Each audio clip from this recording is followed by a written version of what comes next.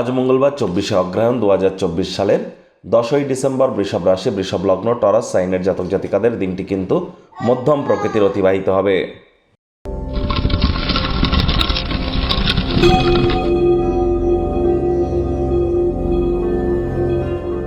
আজ মঙ্গলবার, আর বর্তমানে মঙ্গল কিন্তু নিচস্থ হয়ে আছে এবং মঙ্গল বক্রী হয়েছে।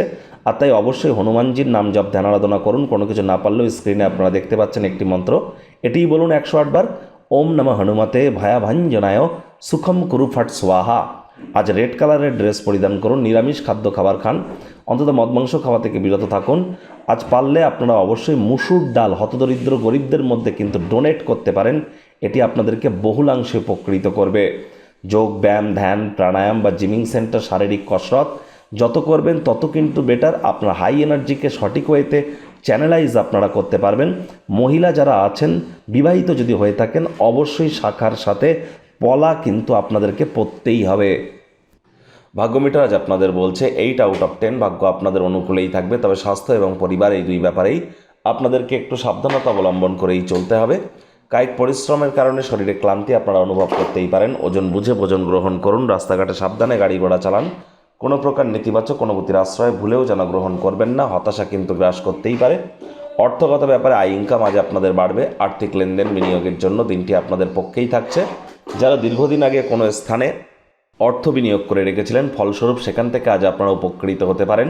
নতুন উদ্যোগ পরিকল্পনার পাশাপাশি নতুন নির্মাণ কার্যের শুরুয়াতও আজ করা যেতেই পারে।